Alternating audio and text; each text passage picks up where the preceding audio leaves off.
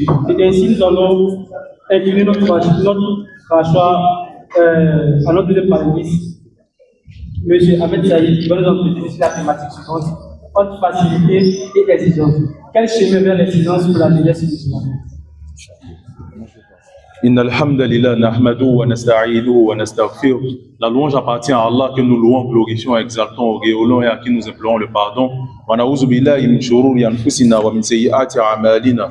Nous cherchons refuge auprès d'Allah contre le mal provenant de notre propre âme et contre le mal provenant de nos propres actions. Man yahdihillahu fala mudilla lahu. Quiconque Allah guide, personne ne peut l'égarer. وَمَنْ يُضْلِلْ فَلَا هَادِيَ لَهُ. Quiconque Allah égare, personne ne peut le guider.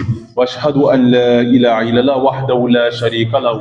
Et nous attestons qu'il n'y a point de divinité qui soit digne d'être adorée en dehors d'Allah Azza wa Jal. وَأَشْهَدُ أَنَّ مُحَمَّدًا عَبْدُهُ وَرَسُولُهُ. Et nous attestons que le prophète Muhammad sallallahu alayhi wa sallam est son messager, son prophète et son envoyé. Amma ba'd. Ya ayyuhallazina amanu. Ô vous qui avez cru. Ittaqullaha haqqa tuqati. Craignez Allah comme il doit être craint. Wala tamutunna illa wa antum muslimun. Et ne mourrez pas sauf si vous êtes entièrement soumis. Ya ayyuhan nas, ô vous les hommes. Ittaqu rabbakum allazi khalaqakum min nafsin wahida. Craignez votre Seigneur qui vous a créé d'un seul être. Wa khalaqa minha zawjaha. Et qui de celui-ci a fait sortir son épouse. Et qui de leur union a fait naître beaucoup d'hommes et de femmes. Craignez Allah au nom duquel vous vous implorez les uns et les autres et préservez les liens de sang. Certes, Allah vous observe parfaitement. Ya ayyuhallazina amanu, ô vous qui avez cru. Ittaqullaha wa qulu qawlan sadida. Craignez Allah et parlez avec droiture. Yuslih lakum a'malakum. Il améliorera vos actions. Wa yaghfir lakum zunubakum. Il pardonnera vos péchés. Wa man yuti'i Allaha wa rasulahu. Celui qui obéit à Allah et obéit à son messager, faqad faza fawzan azima. Celui-là connaîtra l'énorme succès. Amma ba'd. Fa inna asdaqal hadithi kitabullah. La meilleure des paroles est le livre d'Allah. Wa khayral hadi hadi Muhammad. Et la meilleure des guidées est la guidée du prophète Muhammad sallallahu alayhi wa sallam. Wa sharral umuri muhdathatuha. Les choses les plus mauvaises sont celles qui sont inventées dans la religion. Wa kulla muhdathatin bid'a. Et toute invention est une innovation.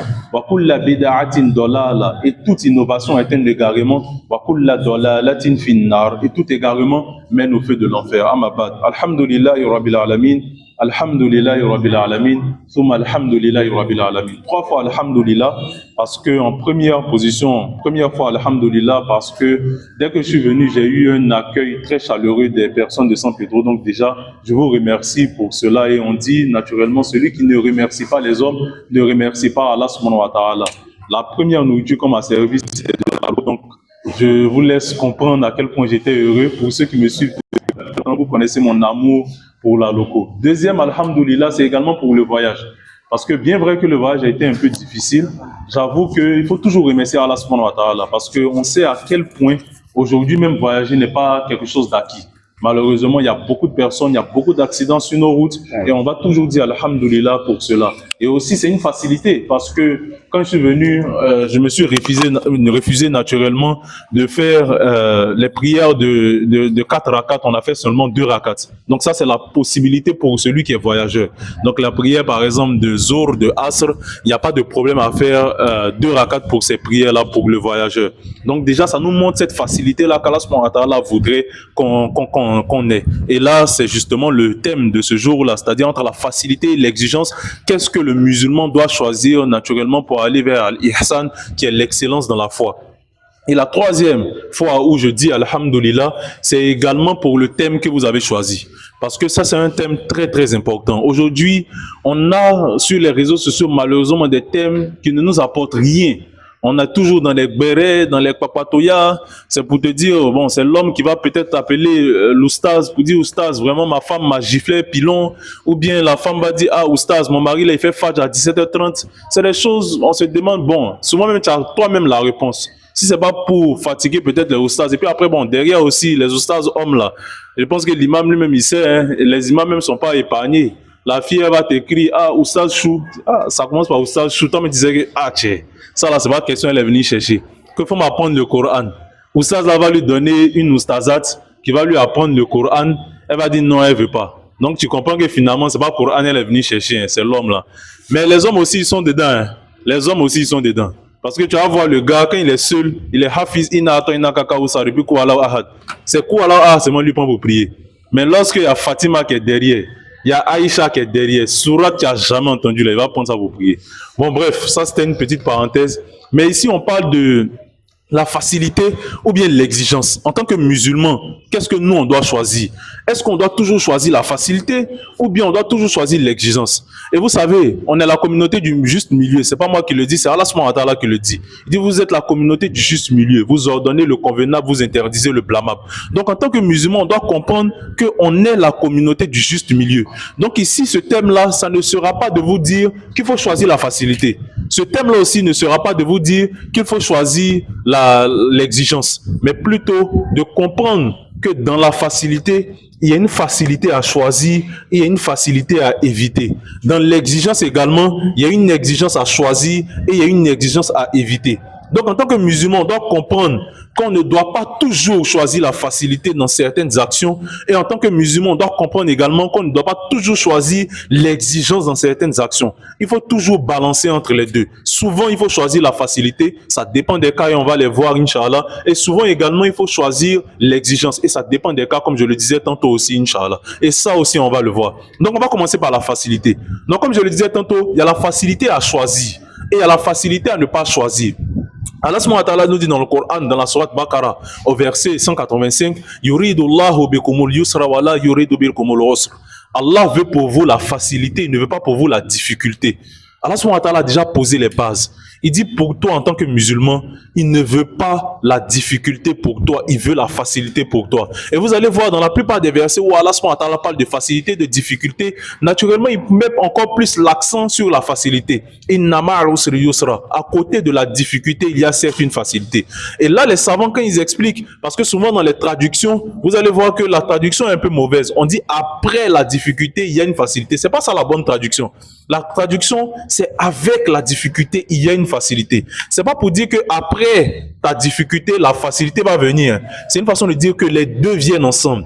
La difficulté que tu es en train de voir là, en vérité, il y a une facilité qui est juste à côté, il y a une facilité qui est à l'intérieur. Et c'est ce qu'Allah subhanahu wa ta'ala dit ici. À côté de la difficulté, il y a certes une facilité. Allah subhanahu wa ta'ala dit, je répète encore, il veut pour vous la facilité, il ne veut pas pour vous la difficulté. Parce que malheureusement, certaines personnes vont au-delà de certaines exigences. Par exemple, les voyages. Vous voyagez aujourd'hui, je viens faire seulement qu'une journée ici.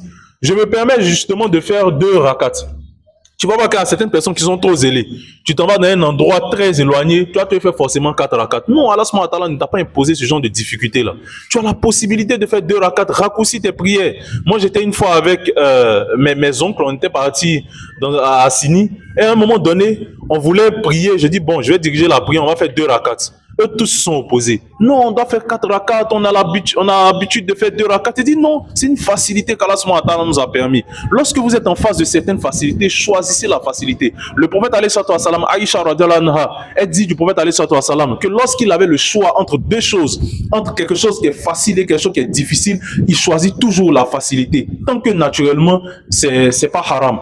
Donc quand vous êtes face à un choix, et le choix là, il n'y a pas, c'est-à-dire que les deux se valent. Choisissez la facilité pour vous. C'est ce que la religion veut. Le prophète alayhi salam nous dit dans un hadith qui était rapporté par Anas ibn Malik, hadith sahih qui se retrouve dans Bukhari Muslim Muttafaqun alayhi. Le prophète alayhi salam dit facilitez les choses aux gens et ne les rendez pas difficiles.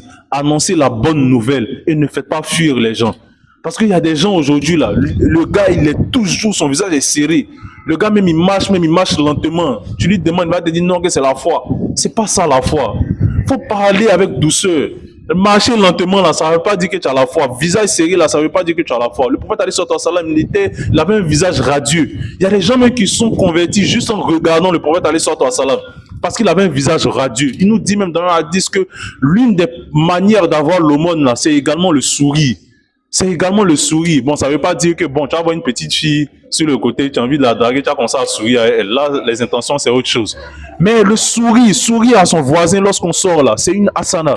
Et il y a des gens qui vont rentrer au paradis juste parce qu'ils ont souri à leur voisin. C'est pourquoi c'est très important d'avoir toujours un visage radieux. Et c'est ça les compagnons du prophète alayhi salam. Même les compagnons du prophète alayhi salam, ils s'amusaient entre eux.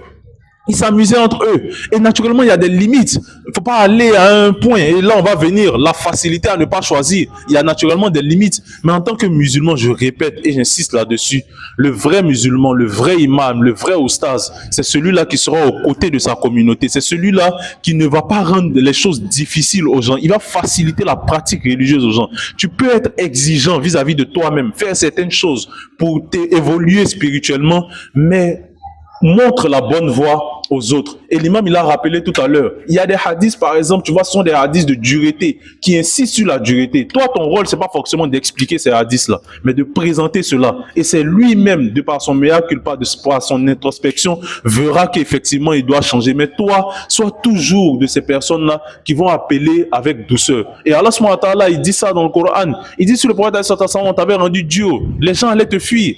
Mais le prophète il appelait, il exhortait les gens avec bonne recommandation, avec mansuétude, avec miséricorde. C'est une miséricorde, rahmatullah alamin, une miséricorde pour l'humanité. Donc nous également, il faudrait qu'on comprenne cela, la faciliter la religion aux gens. Souvent, les gens sont là, ça c'est bida, ça c'est haram. Tu lui demandes même les conditions, même pour dire que quelque chose est bida, il ne peut pas dire.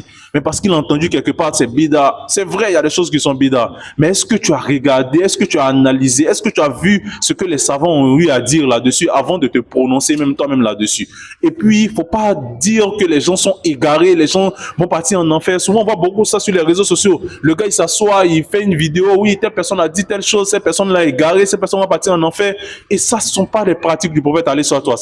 Oui, la personne peut envoyer des pratiques innovatrices, dénoncer les pratiques de cette personne-là, ne dénoncez pas cette personne-là. Parce que demain, si cette personne-là change, qu'est-ce que toi tu diras? Si demain, toi, tu as eu à fustiger une personne en disant que tel imam, tel oustaz, bien telle personne qui fait des rappels sur les réseaux sociaux, cette personne-là est dans le péché, est dans le haram.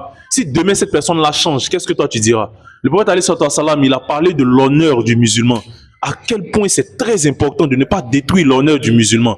Et toi, tu es en train de dire certaines choses, tu es en train de faire des vidéos sur certaines personnes et tu postes sur les réseaux sociaux. Demain, cette personne-là change. Cette personne-là est aimée d'Allah subhanahu wa ta'ala. Toi, tes vidéos restent. Quelqu'un va tomber sur ces vidéos-là. Cette personne-là va juger cette personne-là en fonction de ce que tu as eu à dire. Et vous ne savez pas à quel point, au jour du jugement, ça sera extrêmement grave.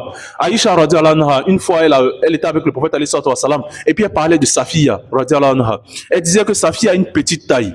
Quand elle disait qu'elle a une petite taille, dans le hadith, on n'explique pas est-ce qu'elle disait ça de manière méchante, est-ce qu'elle disait ça pour se moquer, ou bien c'était simplement pour décrire la taille de sa fille. Donc là même, on n'a pas vraiment le contexte du hadith. Mais malgré ça, le prophète alayhi salam dit à Aïcha, oh Aïcha, tu viens de dire une parole. Si cette parole-là était mise dans l'eau de la mer, elle suffirait à corrompre toute l'eau de la mer. Tellement la parole est grave. Parce qu'elle dit quoi? Elle est petite détail. Mais nous, on passe à longueur de journée en train de faire les bérets sur les réseaux sociaux. Imaginez à quel point les péchés qu'on est en train de prendre. Et Allah subhanahu wa ta'ala, il dit quoi dans le Coran? Il dit encore dans le Coran que c'est assimilable à manger de la chair humaine. C'est-à-dire quand tu es en train de parler de quelqu'un derrière son dos là, c'est la même chose comme quand tu es en train de manger cette personne là. Vous voyez à quel point c'est très grave. Et ce sont ces péchés là comme ça qui vont peser très lourd dans notre balance. Et je vous assure, le prophète alayhi salam, il dit qu'il n'y a pas deux choses qui envoient le plus en enfer, si ce n'est la langue et le sexe. La langue, dire certaines choses sur certaines personnes, c'est extrêmement grave, mais les gens négligent. Détruire l'honneur de son frère, de sa sœur musulmane, c'est extrêmement grave, mais les gens négligent. Naturellement, quand on parle de parler derrière le dos de quelqu'un, il faut préciser aussi. Souvent, ça peut être pour but d'aider cette personne. On voit une personne, la personne n'a pas l'habitude de faire ses prières. On va voir une autre personne, ou bien un imam en disant, ah vraiment, j'ai un frère, j'ai une sœur qui ne fait pas ses prières, je veux vraiment que tu me donnes des conseils, comment l'aider, ou bien toi-même essayer d'aider cette personne. Là, c'est différent. En ce moment-là, on est dans le conseil, on est dans l'aide. Mais quand ce sont des choses qui n'ont pas un but de conseil, qui n'ont pas un but de rappel, c'est des choses qu'il faut carrément éviter. Et il y a une différence en islam entre la calomnie et la médisance, très rapidement. La calomnie, en fait, c'est de mentir même sur cette personne-là. C'est-à-dire que cette personne, d'habitude, normalement, cette personne prie. Toi, tu dis non, cette personne ne fait pas ses prières à l'heure. Cette personne a peut-être un gars ou bien une go, alors que tu sais que c'est pertinemment faux. Là, c'est la calomnie. Tu es en train de mentir sur cette personne.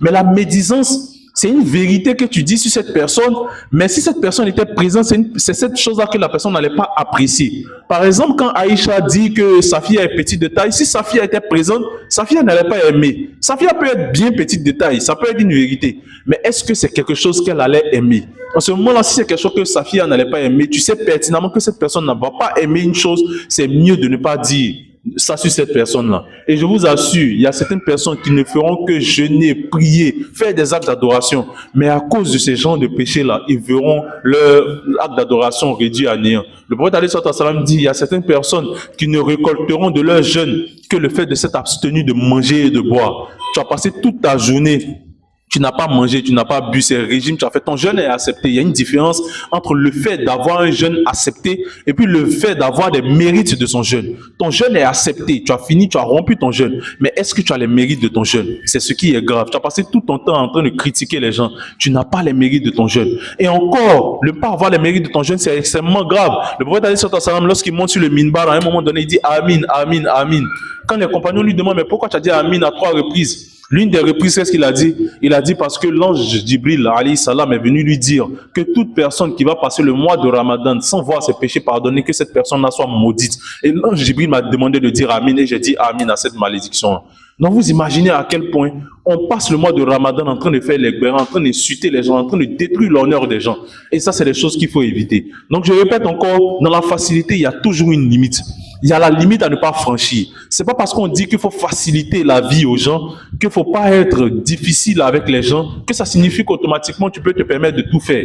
Allah subhanahu wa ta'ala dit dans le Coran que dans la sourate, si je ne me trompe pas, la sourate Araf au verset 51, il dit « Ne soyez pas de ceux qui prennent la religion pour l'ahwan wa l'a'iban ».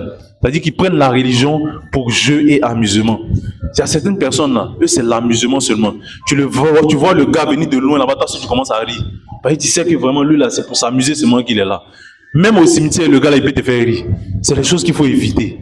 Les endroits par exemple qui sont devenus sacrés, il faut avoir cette manière-là de sacraliser justement cet endroit-là. Et là encore, on répète, on insiste là-dessus. C'est vrai qu'on dit de faciliter la religion aux gens, on dit de sourire aux gens, mais à un moment donné, il ne faudrait pas que ton sourire soit trop excessif à un point où les gens en fait ne se retrouvent pas. Le prophète alayhi salam, il nous dit dans un hadith également authentique, il dit dans Ibn Majah, si je ne me trompe pas, hadith 4193, authentifié par Cheikh Al-Albani, rahimahullah, le prophète alayhi salam dit ne riez pas trop, car le rire excessif durcit le cœur.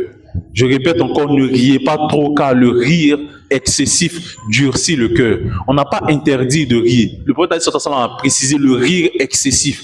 Tout le temps, toi, tu es en train de rire. C'est des choses qu'il faut éviter. À un moment donné, ton cœur sera dur. Ton cœur va prendre des rappels comme des amusements. Et le prophète, il n'est point justement à donner une interdiction sans donner aussi le remède de cette interdiction-là. Donc, il dit également dans un hadith,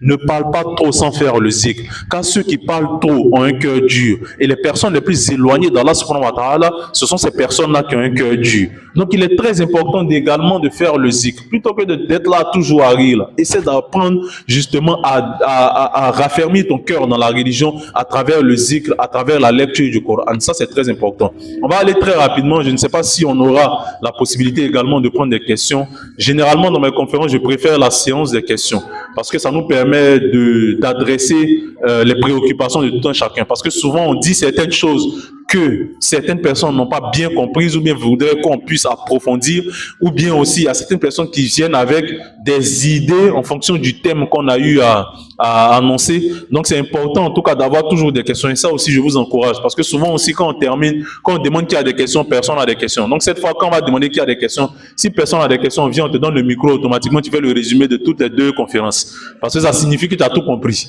Voilà, donc j'attendrai en tout cas au moins au minimum 5 questions, sinon 10 questions pour que ce soit beaucoup plus interactif. Donc je vais essayer d'aller très rapidement. Donc deuxièmement, il y a également l'exigence à choisir et puis l'exigence à éviter. Donc même en termes d'exigence, il y a des types d'exigences là, faut pas faire. Parce que là, ça ne devient pas de l'exigence, tu es en train de vraiment avilir ton âme. Mais dans les exigences aussi, il y a des exigences qui ne sont pas négociables. C'est-à-dire que ça, l'islam est clair et ferme là-dessus. Et souvent, quand tu dis, tu vas entendre certaines personnes dire que non, vraiment, la religion, là, c'est compliqué. Non. Moi, je dis toujours, la religion, l'islam, ce n'est pas une religion fermée, mais c'est une religion de fermeté. N'importe qui n'est pas musulman. Faire ces 5 prières-là, c'est pas facile. On n'a qu'à reconnaître, c'est pas facile. Toujours faire ces 5 prières à l'heure. Et naturellement, comment le prophète alayhi salam l'a fait, c'est pas facile. Mais ce sont des exigences qui ne sont pas négociables. Le prophète alayhi salam nous dit dans un hadith Qudsi, hadith Rawahu Muslim wa Bukhari, hadith Muttafaqun alayhi, il dit qu'Allah subhanahu wa ta'ala a dit, un hadith Qudsi, à la différence d'un verset, c'est pas une révélation coranique, mais c'est un hadith où Allah subhanahu wa ta'ala lui-même il parle également là-dedans. Donc le prophète alayhi salam dit qu'Allah subhanahu wa ta'ala dit que rien ne rapproche mon serviteur de moi parmi les choses que j'aime que les actes obligatoires que je lui ai enjoints. C'est-à-dire, il n'y a aucune manière pour toi de te rapprocher d'Allah subhanahu wa ta'ala mieux que les actes obligatoires. Tout ce qui est obligatoire là, quelqu'un qui est là, toi tu es là, tu fais toute la nuit en train de prier. Tu as fini de faire toute la nuit en train de prier, tu t'es endormi, tu fais Fajr à 9h, c'est nul. Parce que la prière de Fajr là, c'est obligatoire. Il n'y a pas une prière de nuit qui va être meilleure que cette prière de Fajr là. Tout ce qui est obligatoire là, il n'y a pas de débat là-dessus. C'est de loin meilleur que ce qui est surrogatoire. Le jeûne du mois de Ramadan est de loin meilleur que les 6 jours du mois de Shawwal. C'est pourquoi souvent aussi cette question-là revient. Est-ce que je peux jeûner le mois de Shawwal avant de faire le mois de Ramadan? Les avis sont partagés là-dessus. Donc, il y a des savants qui disent qu'il n'y a pas de problème, tu as toute l'année pour rembourser le mois de Ramadan. Il y a d'autres savants, et moi je suis encore plus de cet avis-là, qui disent non, qu'il faut rembourser quand même le mois de jeûne d'abord. Parce que le mois de jeûne, tu ne sais même pas si tu vas mourir. Alors que là, ça reste une dette. Alors que l'autre, c'est pas vraiment une dette. Donc, c'est mieux si tu as la force et naturellement, ça sera encore plus de mérite pour toi parce que tu t'es efforcé en un seul mois de rattraper tes jours de jeûne et également de faire les 6 jours de Shawwal. Mais comme je le dis, c'est un avis partagé. Il y a d'autres savants qui disent qu'il n'y a pas de problème à faire les jours de Shawwal d'abord. Donc ici, on est en train de parler en fait de l'exigence en fait à choisir. Donc, en tant que prière obligatoire, mais en tant que jeûne obligatoire, c'est de loin, ça sera toujours de loin meilleur que tout ce qui est surérogatoire. Pourtant, souvent, tu vois certaines personnes qui ont le nisab, le seuil minimum, c'est-à-dire que l'argent minimum pour pouvoir faire la zakat. Mais les personnes là sont toujours en train de donner l'argent à la mosquée les vendredis en pensant que c'est ça qui est la zakat elle-même. C'est pas la même chose. Tu peux rester là tous les vendredis, tu donnes l'argent à la mosquée. Toujours, toi, tu es généreux à la maison. Mais tu n'as pas l'intention à travers ça de donner ta zakat. C'est un péché. Parce que la zakat, c'est quelque chose carrément de différent. Donc la zakat, pour celui qui en a les moyens, ça a été fixé récemment à plus d'1 million. Ça a vraiment fait un bond. Parce qu'avant, le seuil minimum était autour de 400 000, 350 000. Et maintenant, même, ils ont fixé à 1 million en Côte d'Ivoire. C'est la zakat, c'est l'impôt, on va dire, sur pas le revenu, c'est-à-dire pas ce que tu gagnes, mais sur ce que tu peux épargner quand tu finis tes dépenses usuelles. Mais bon, on va pas faire un cours de zakat ici, c'est un peu long à expliquer. Mais c'est pour vous demander aussi, pour ceux qui savent que normalement ils peuvent épargner plus d'1 million dans l'année hégirienne, de s'approcher aussi des autorités musulmanes, du COSIM ou bien des zakat el-Waf qu'on peut voir sur les réseaux sociaux pour leur poser aussi certaines questions. Donc je répète et j'insiste là-dessus, il y a certaines exigences qui ne sont pas négociables. Le prophète alayhi salam dit quoi quand Allah subhanahu wa ta'ala, je continue encore le hadith Qudsi, il dit rien ne rapproche mon serviteur de moi parmi les choses que j'aime que les actes obligatoires que je lui ai enjoints.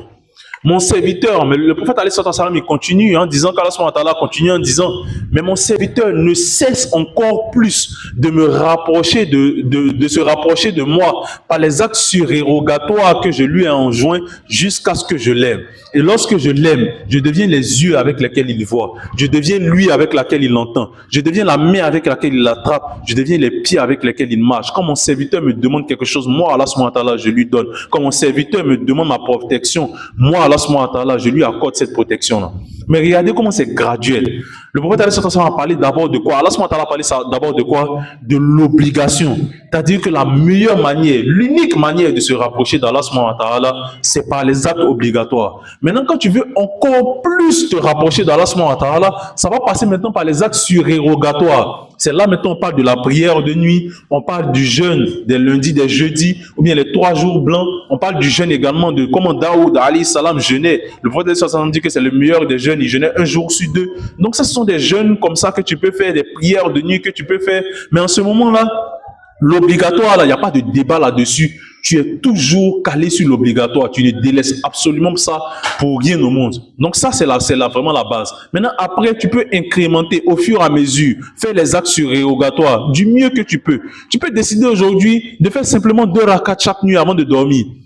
Avant de dormir, tu décides de faire 2 rakats. C'est une exigence que tu fais sur toi-même. Tu fais sur toi-même. Il n'y a pas de problème sur cette exigence-là. Donc toi-même, tu peux faire violence sur toi-même en disant qu'à partir de maintenant, je vais commencer à faire 2 rakats chaque nuit. C'est pas obligatoire. Demain, si tu n'as pas réussi à faire pour des raisons, on peut comprendre. Et Allah subhanahu wa ta'ala le comprend naturellement. Mais vous savez, la beauté qui est derrière, c'est qu'à un moment donné, quand quelque chose est surrogatoire et est tellement cher à tes yeux, toi-même, finalement, c'est comme si ça devenait obligatoire sur toi. Tu n'arrives pas à délaisser. C'est comme les 2 prières avant la prière de Fajr ou de Soub, selon certains savants. Il y a des divergences au niveau de l'appellation. Mais les 2 prières, les 2 rakats qu'on fait juste avant la prière obligatoire du matin, il y a certains qui disent que ce n'est pas une obligation, mais sa valeur d'obligation. Pourquoi? Parce que le prophète ne délaissait pas ça. Il faisait ça à tout moment. Il ne délaissait absolument pas. Donc il y a certains qui te diront que quel que soit aussi, il ne faut pas délaisser ça. Donc souvent, le surérogatoire peut avoir même une valeur d'obligation. C'est pareil aussi pour la prière de Shafan 8. La prière de Shafan 8 ne fait pas partie des prières obligatoires qu'Allah subhanahu wa ta'ala nous a imposées. Mais il y a certains savants qui diront que non, ça a une valeur d'obligation, justement parce que le prophète sallallahu alayhi wa sallam était énormément accroché à ça. C'est pourquoi la prière de Tarawih, comme ça, n'a pas la même valeur, par exemple, que la prière de Shafan 8. La prière de Tarawih, vous allez voir que le prophète sallallahu alayhi wa sallam, il faisait ça à un moment donné. Et à un moment donné, il s'est retiré. Il a arrêté de faire ça en public. Parce qu'il a dit lui-même qu'il ne voulait pas qu'Allah subhanahu wa ta'ala impose à sa communauté. Quand on dit Allah subhanahu wa ta'ala impose cela, c'est une façon de dire que le prophète sallallahu alayhi wa sallam, qui est attaché beaucoup à quelque chose, à un moment donné, il est tellement attaché à cette chose-là que ça devient comme une obligation pour nous. C'est pas comme si c'est une obligation directe, mais ça devient comme une obligation. Mais là encore, c'est pour montrer l'importance en fait qui est derrière la prière de Tarawih. Donc là, ça nous montre encore même l'exigence que le prophète sallallahu alayhi wa sallam, non seulement il était exigeant avec lui, parce que quand il faisait ses prières de Tarawih, il continuait de faire ses prières de Tarawih à la maison. Mais il a arrêté de faire ça au public pour ne pas que ce soit une imposition pour sa communauté. Et c'est là, ça résume exactement tout ce qu'on est en train de dire ici. Vous pouvez vous-même faire des exigences sur vous-même, c'est très important, mais devant les autres, faites attention. Normalement, ce que vous devriez faire là, si tu es seul, si tu as envie de prendre Bakara, tu as envie de prendre Surat Imran, il faut prendre. Là, tu es seul là-bas. Si tu as envie de faire 2 heures dans ta prière, il n'y a pas de problème. Mais lorsque tu es avec les gens, allège un peu la prière. Et ça, c'est le prophète alayhi sallam même qui le dit. Il y a des vieillards derrière toi, il y a des vieilles personnes derrière toi, il y a des enfants qui n'ont pas forcément ce même goût-là à la prière. Donc toi-même, essaie de faire doucement. Et puis maintenant, quand c'est pour les autres, il n'y a pas de problème. Dans ce moment-là, si c'est toi-même, pardon, tu peux faire vraiment très violent sur toi-même, prendre de longues sourates parce que tu es seul. Mais avec les autres, essaie de doser un peu. Regarde un peu les personnes qui sont autour de toi. Ça peut être des personnes également qui sont endurantes. Là, pas de problème. Si entre vous, vous pouvez prendre des longues sourates, il n'y a pas de problème. Mais si tu vois qu'il y a des personnes qui n'ont pas forcément la même foi que toi, qui n'ont pas forcément la même ardeur dans la foi que toi, en ce moment-là, diminue un peu. Et les actes surérogatoires, on n'a pas besoin d'en faire énormément. Tu peux en faire énormément. Mais si tu sais que faire énormément va faire qu'à un moment donné, tu ne risques plus de faire, il faut choisir cette stratégie spirituelle. Et ça, c'est une stratégie vraiment incroyable en islam. C'est un secret, j'ai envie de dire, même spirituel. Il y a beaucoup qui négligent ça, qui se permettent de faire vraiment des actes très très grand, mais au fur et à mesure, tu vois que l'acte surérogatoire est en train de diminuer. Et ça, c'est dommage. En tant que musulman, il ne faut pas forcément choisir des choses super grandes. Il faut prendre des petites choses et reste accroché là-dessus. Le prophète alayhi sallam nous dit dans un hadith rapporté dans Sahih Bukhari, hadith 6464, hadith rapporté par Aïcha radhiyallahu anha, le prophète alayhi sallam dit que les actes les plus aimés d'Allah subhanahu wa ta'ala, ce sont ces actes-là qui sont constantes même si elles sont petites. C'est-à-dire que les actions, qui sont constantes même si ces actions-là sont petites. Ce sont les actes les plus aimés d'Allah subhanahu wa ta'ala. Le prophète, il aurait pu s'arrêter. C'est pourquoi il faut regarder la sagesse du prophète. Il aurait pu simplement dire que les actes qu'Allah subhanahu wa ta'ala aime sont ces actes-là qui sont constants. C'est vrai, ça reste une vérité. Mais il ajoute encore, il insiste là-dessus, même si ces actions-là sont petites. C'est ça qui est aimé par Allah subhanahu wa ta'ala. Celui qui se lève et chaque matin, il dit, il va faire peut-être 2 rakats. Lui fait 2 rakats seulement. Chaque soir, chaque nuit, il fait 2 rakats par nuit. Il est meilleur que celui qui va se lever une nuit. Il va faire 1000 rakats. Il va attendre 2 ans encore pour faire 1000 rakats. Et puis souvent là même, c'est parce qu'il a problème. C'est parce qu'il a un problème qu'il vient s'asseoir sur son tapis de prière. Celui-là qui va faire 2 rakats, il pleut, il neige, il est malade, il va se lever, il va faire ces 2 rakats-là. Lui, il a son secret, sa spiritualité là sera toujours plus grande que quelqu'un qui s'est levé dans l'année là. Il a fait une seule fois, même s'il a fait 100 rakats, mais il a fait 360 rakats pour dépasser l'autre là. Il sera pas mieux parce que l'autre s'est levé, il a fait 2 rakats seulement par nuit et il était accroché à ça. Et ça, c'est un secret de spiritualité. Même au niveau des zikrs, se lever, dire bon, à partir de maintenant, chaque matin, je vais faire seulement Astaghfirullah 10 fois. Pas beaucoup. Tu dis que chaque matin, moi, je vais faire Astaghfirullah 10 fois. Tu seras meilleur que celui-là qui attend des années, qui prend son chapelet, et puis il est là même, souvent même, c'est même plus Astaghfirullah, il dit Astaghfirullah. Tu sais même pas ce que ça veut dire. Donc, ça, faut comprendre que le secret là se trouve dans des petites choses. On n'est pas obligé de faire de grandes choses. Zikr forcément 10 000 fois. Souvent même tu es super fatigué. Souvent même tu es en train de t'endormir. On avait cette femme là qui était dans la mosquée. Le prophète sallam, il rentre dans la mosquée, il voit une corde qui est dans la mosquée. Il dit mais ça a qui cette corde là? On dit que non, ça appartient à une femme. Je pense qu'elle s'appelait Zainab, si je ne me trompe pas. Il dit ça appartient à cette femme là. Qu'est-ce qu'elle fait? Lorsqu'elle prie, lorsqu'elle voit qu'elle est en train de somnoler, elle s'accroche en fait à la corde là pour ne pas dormir. Le prophète sallam dit non, que c'est pas ça en fait la religion. Et c'est ce qu'il faut comprendre. C'est-à-dire que si tu as envie de dormir, va dormir. Tu n'es pas obligé. Si tu sais que tu as envie de te réveiller, tu dors un peu plus tôt, il n'y a pas de problème. Mais si tu as commencé à prier et que tu vois que tu es en train de somnoler, au risque de mélanger ce que tu es en train de dire, c'est préférable de partir te coucher et de te réveiller plus tard. Dans le fait même de te coucher là, peut-être tu es en train de prendre des bénédictions parce que tu recherches à avoir de la force pour venir adorer Allah subhanahu wa ta'ala. Donc l'intention même de dormir pour avoir de la force pour adorer Allah subhanahu wa ta'ala, c'est une intention aussi qui te fait prendre des bénédictions. Bon, après on n'a pas dit d'abuser aussi, hein. Voilà, donc c'est vrai qu'on dit de dormir pour avoir des forces, mais ça ne suffit pas qu'il faut dormir aussi à longueur de journée et puis ne rien faire par derrière. Donc c'est vraiment important de comprendre qu'on n'est pas là pour donner des exigences à un point où notre corps ne pourra pas supporter. Donc là encore, on fait le crochet justement sur l'exigence à ne pas choisir. Allah subhanahu wa ta'ala dit dans le Coran, dans la sourate Al-Baqarah, au verset 286, il dit « La yukallifullahu nafsan illa wus'aha » Allah n'impose à aucune âme une charge supérieure à sa capacité. Toi, Allah subhanahu wa ta'ala dit qu'il ne va pas t'imposer quelque chose que tu ne peux pas supporter. Mais toi-même, tu viens t'imposer quelque chose que tu ne peux pas supporter. Tu vois qu'il y a problème. À un moment donné, Allah subhanahu wa ta'ala nous a situé sur ce qui est obligatoire. Ça, c'est un. On ne néglige pas tout ce qui est obligatoire. Tout ce qui est obligatoire, on fait, coûte que coûte. Même si tu es malade, les 5 prières obligatoires, tu les fais. Même si tu es couché sur ton lit, les 5 prières obligatoires, tu dois les faire.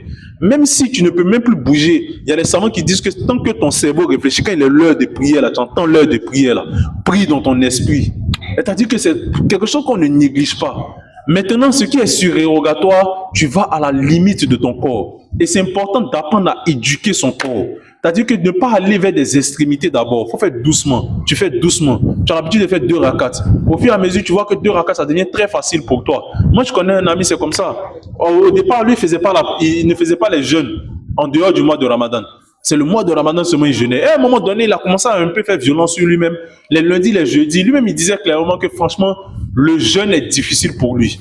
Le jeûne, c'est très difficile pour lui. Mais lui va faire l'effort quand même de faire les jeûnes des lundis, les jeudis. Et à un moment donné, il s'est retrouvé à faire les jeûnes les lundis, les jeudis. Et il a trouvé ça très facile pour lui. C'est-à-dire qu'aujourd'hui, il peut jeûner le lundi, jeudi, et puis ça ne lui dit absolument rien. Et c'est comme ça qu'il faut apprendre à éduquer son âme. L'âme est comme ça. Au début, quelque chose peut être très difficile pour vous.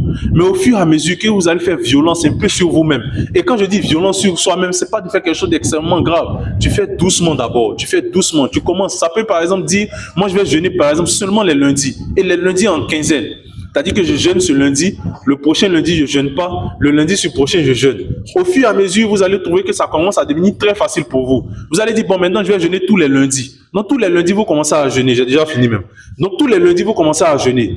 Après à un moment donné, vous dites, bon les lundis ça devient très facile. Je vais ajouter maintenant les jeudis. Vous jeûnez aussi les lundis, les jeudis. Les lundis, les jeudis deviennent aussi faciles pour vous. Vous dites, bon maintenant je vais faire les 3 jours blancs de chaque mois. Donc, non seulement vous jeûnez les lundis, les jeudis, vous faites les 3 jours blancs également. Ça devient encore facile pour vous. Vous dites, bon, moi, je vais arriver peut-être au niveau de Daoud.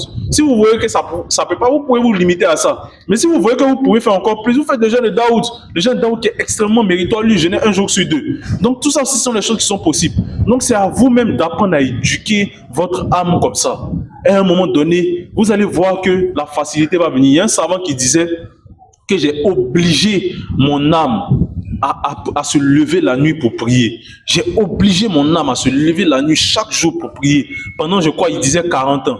Et à un moment donné, mon âme a commencé à m'obliger à me lever pour prier. Parce que c'est ce qui est bon avec les actes obligatoires ou bien la religion. Vous allez voir que à un moment donné, souvent ça peut être très difficile pour vous. C'est très difficile. Mais au fur et à mesure que vous allez apprendre à dompter votre âme comme ça, au fur et à mesure, vous allez voir à un moment donné, quand vous-même, vous ne vous levez pas pour prier la nuit, là, vous êtes gêné. Vous sentez, c'est comme si vous avez fait un péché, alors que c'est même pas un péché. Ne pas se lever la nuit pour prier, là, c'est pas un péché. Mais vous êtes arrivé à un stade où vous avez fait comme si c'était une obligation pour vous. Donc, quand vous ne vous levez pas pour prier, là, c'est comme si vous avez péché. Quand vous ne faites pas les 6 jours de Shawwal, après le mois de Ramadan, là, vous n'êtes pas à l'aise, vous n'êtes pas content. Et c'est à ce niveau-là qu'on doit arriver. C'est-à-dire que vous faites des exigences sur vous au fur et à mesure, et à un moment donné, justement, Allah subhanahu wa ta'ala va faciliter certaines choses. Donc, Inch'Allah, on va s'arrêter ici. Et je ne sais pas si dans le chronogramme, il était prévu une séance de questions-réponses. On va prendre quelques questions, Inch'Allah. Assalamu alaikum wa rahmatullahi ta'ala wa barakatuh. Nous remercions notre conférencier, M. Ahmed Saïd, qui était créateur. Shukran, shukran. I'm so grateful for everything that I have. Shukran, shukran. I'm so grateful for everything that I have now. But every day I put my trust in the only one, Ya Allah. And every day I keep on fantasizing. Shukran, shukran. I'm so grateful for everything that I have. Shukran, shukran. I'm so grateful for everything that I have now. La voix de la sagesse